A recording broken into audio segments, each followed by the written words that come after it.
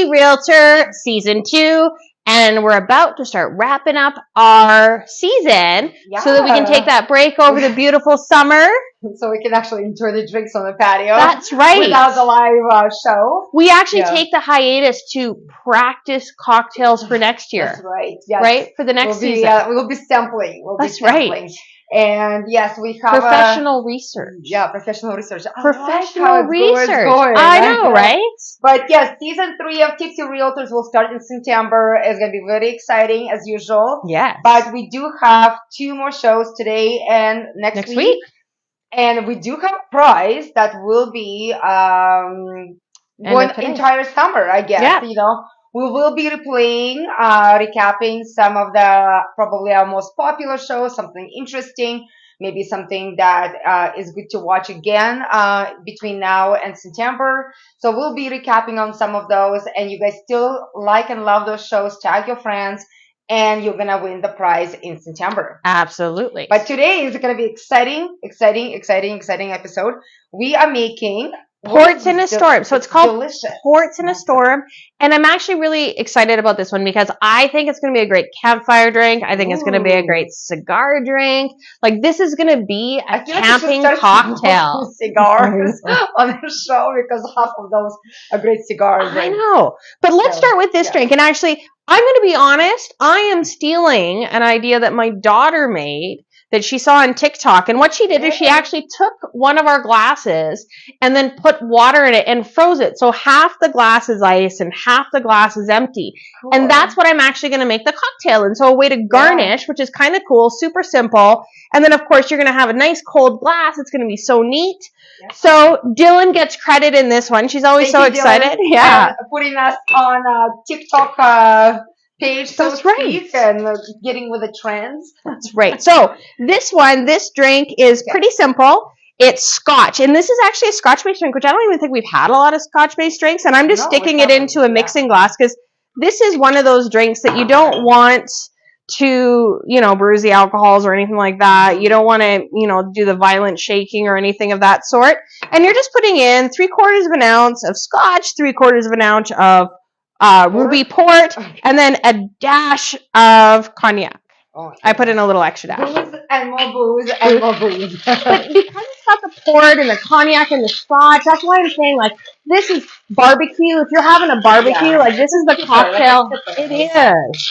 So you just stir it, make sure it's nice and cold, nice and chilled, and then take it and pour it into your half ice cube, half non-ice cube glass. How cool that is. I know, right? I'm jealous. I didn't get one like that. I know.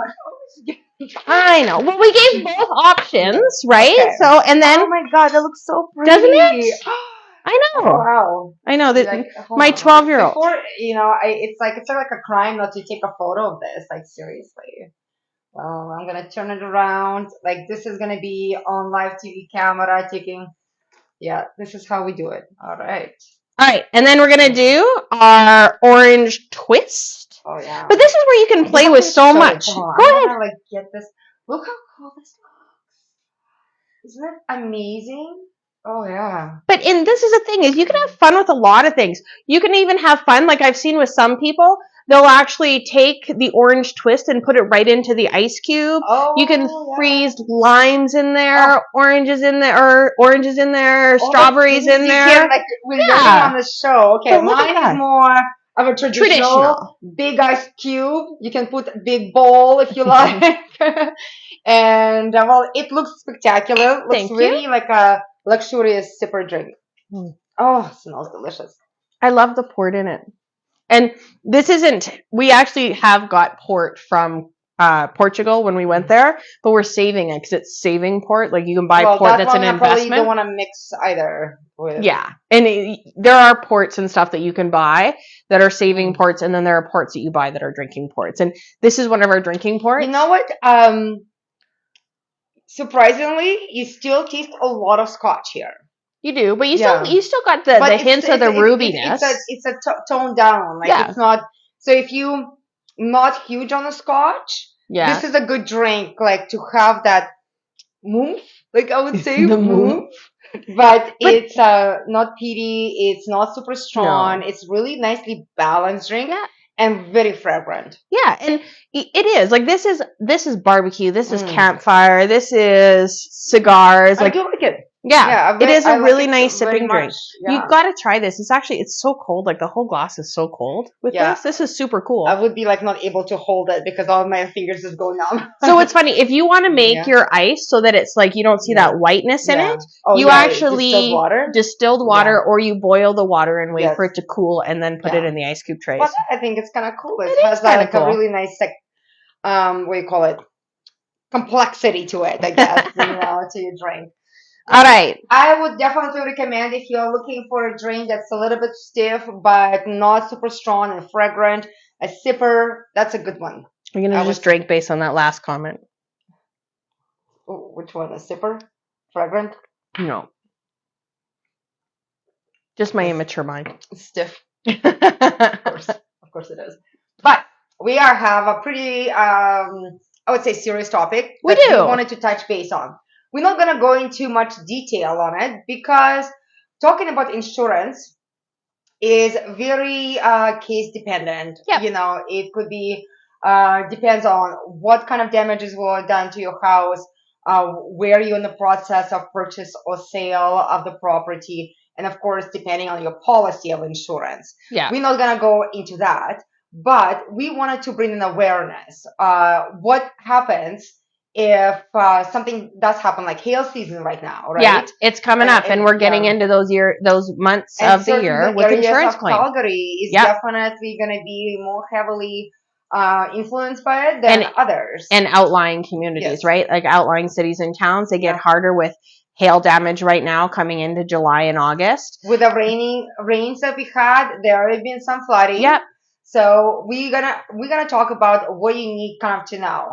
Number one, do not sweep it under the rug. Yes. That's bad. And keep in mind too, when you get hail damage, it can be, and you can get sun damage, you can get wind damage. So on shingles, it can be hail damage, wind damage, sun damage. Yeah. You can get all different types of damage. And usually you kind of can tell that there's damage on the shingles if you can see the granulars coming out in the downspouts. Mm-hmm. With siding, especially with siding that's vinyl siding, obviously it's holes, right? Yeah. So you should always, when you're looking at a house, like go look at the siding all around. Your home, like walk around, especially if it was quite a storm. Yeah. You want to make sure nothing was ripped out and nothing has been damaged by hail, especially. Yes. And if you, like, that's number one in terms of, it doesn't matter if you're selling your property or not. But if you are, especially in a sale process, definitely keep an eye on house because you are still responsible for it until you pass the keys. Now, and keep in mind, you can also have your eaves troughs damaged by hail. You can have your downspouts damaged by hail. So it's never a bad idea. Like if you see all of a sudden everyone in your community changing their shingles at the same time, it's usually a good indication. Yeah, it's a good indication there was probably some hail damage. Yeah. It's also, there's nothing wrong with calling your insurance company and having them bring out an adjuster to take a look. If you're curious, do you have shingles that have hail damage? Yes. Or anything like that. But the biggest thing is this, is no matter what you go to the insurance company for to get remunerated. Sure. We'll use that word. But if you make an insurance claim and you get paid out on it and you don't do the work and you go to sell your house, you are obligated to complete the work. Because when you get paid out on an insurance claim and you don't do the work and then you sell your house, that's actually called fraud. It's insurance fraud. So keep that in mind. So if you get the money to change your shingles and you're about to sell your house and you realize that you haven't changed it and you think that no one's going to know and you're never going to get caught, well, those people insure with the same house, with the same provider, and then they go to make an insurance claim on the shingles and they say, well, actually those shingles were supposed to be replaced last year by the previous owner. Now you've got a really big problem on your hand. And honestly, if you ever look at insurance providers here, there actually isn't that many. So please don't think you're not going to get caught. You absolutely could get caught. So if you take the money and you're going to sell the house, do the work. Absolutely. And again, what happens if you put your house on the market, it was totally fine, and then at some point of the process, you got the hail damage. again, you have to talk to insurance as soon as possible. You have to notify the buyer's realtor that this happened and the steps you took. Nothing, it's not going to fail the deal, so to speak, right? But you're going to say, listen, we got the insurance, we got the quote, this is going to be done by the time possession, or it's not going to be done by time possession. And why that's important? Because you want to create a contract that protects the seller and the buyer if the work is not done before possession. And we have special contracts for that. We already have pre-made formatted documents for when insurance issues come up during a transaction. So don't worry about that this is like the first time we've ever done it. We deal with this all the time. So, and I feel like it's happening more and more, unfortunately, with the weather the way it's been. Yeah, exactly. So if you do have a conditional sale and all of a sudden your house gets hit with damage, certainly the first thing you got to do is talk to the agent. Then I would always recommend talking to your lawyer, talking to your insurance agent. Yes, you do want to notify everybody who is involved in the process of sale and buying. Lawyers don't want to be surprised. The buyer doesn't want to be surprised. So the more transparent you are, the more likely we'll take all the steps to make sure that everybody on the same page and understand what's going to happen. So this way, we're not having any legal issues at the end of the day either. Yeah. You don't want that. And if you are a buyer and you are dealing with a seller that is dealing with a claim, you want to make sure that you're very detailed in terms of what are you expecting the seller to do for the closing. So you want to make sure that you guys agree on the color of the siding, for example. Yeah.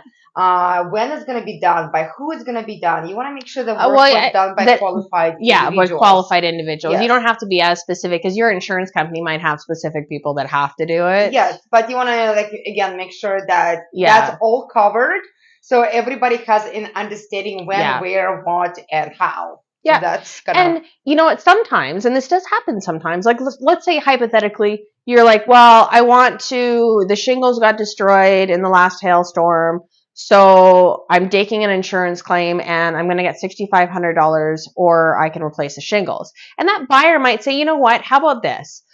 Just give me the $6,500, although I still would talk to a lawyer about this and your insurance company. And maybe they want to put on metal shingles or rubber shingles or whatever like that. Or maybe that buyer may want to allow you to do it, but then pay the extra to get a different product. That could be the same with siding. I know for me, if I ever have a claim that causes me to have to change my siding, I want to go to hardy board or stucco or anything else. I want to go to a different product. So that might be something that they want to consider and that you may want to negotiate with them. Like maybe, and again, always talk to your insurance company, always talk to your lawyer, always talk to the realtors.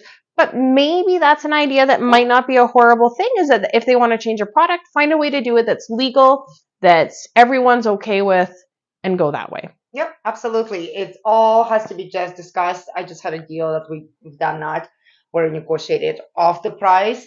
But then remember, if you could have dealt with that properly, you would get more money at the end instead of just kind of negotiating off the price. Absolutely. Yes. So basically pay attention. That's what we wanted to kind of say, like, listen, insurance is complicated, but as a process, it always works if you approach them. It's not as scary. What would be scarier if you completely serve the rug and try not to do something in a timely manner.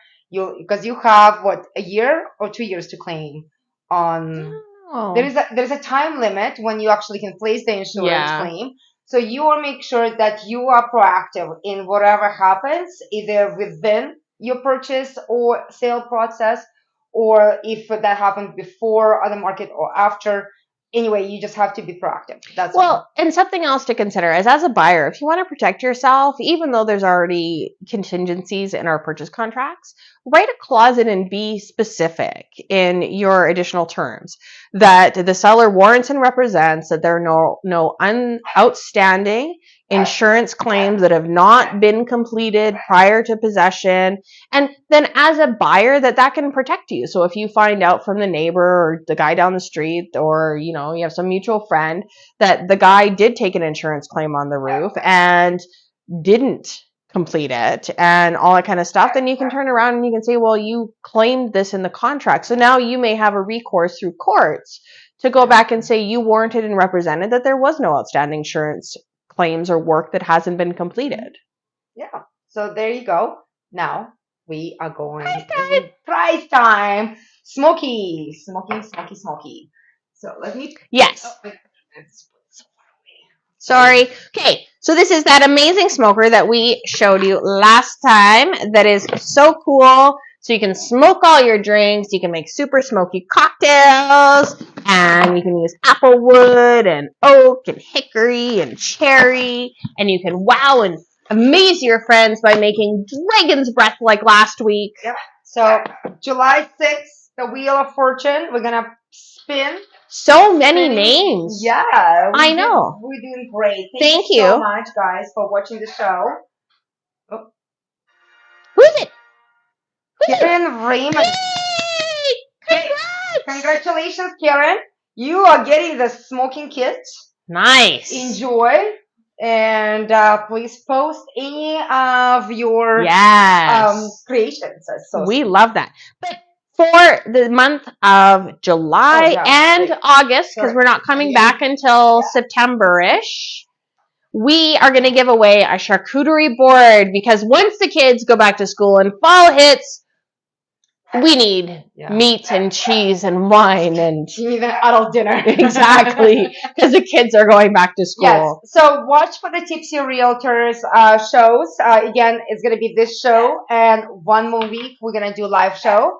And after that, we're going to repost our favorite shows throughout July and August month. In the first week of September, when we are back from the holidays with a new episode. Do we have the new episode What next one is? Yeah. Oh, no. It's different. Never mind. No. Don't worry about it. I forgot that we're still doing one more show. It's not the last show. We're doing one more show. No, one more show next week. Yes. One more show next week. What are we doing? Moscow Mule and how to get your house ready to sell your house in the fall. But we have a special guest again. We do. Okay, it's going to be so exciting. So you don't want to miss it. This is heavy. I feel like I had worked out here. Exactly. So this is going to be a big prize that we are going to be giving away our first show of September. Absolutely. All right. I hope you guys have a great week. Stampede. We should have been in Stampede here. Next week we'll be Stampede here. Not really. Oh my God. Yeah. The time flies way too fast. I know. Yeah. So, yeah. Have a great week. Yeah. Stay out of trouble. Enjoy stampeding. Drive safe. Be safe when you're drinking. Make good choices.